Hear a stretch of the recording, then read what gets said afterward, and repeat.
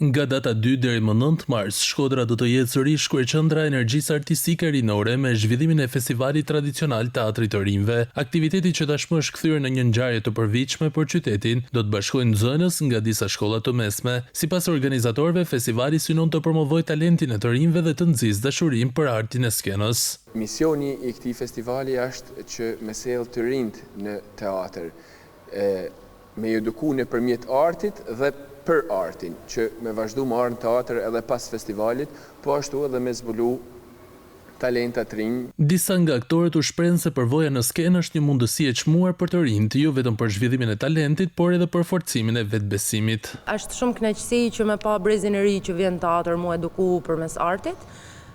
Një brez tek i cili kena pas shumë paragjykime të them drejtën, por na kanë treguar që është një dritë e madhe në fund tunelit. Për mu personalisht është viti i 6 që jam si regjisor në këtë festivalin e të rinjve.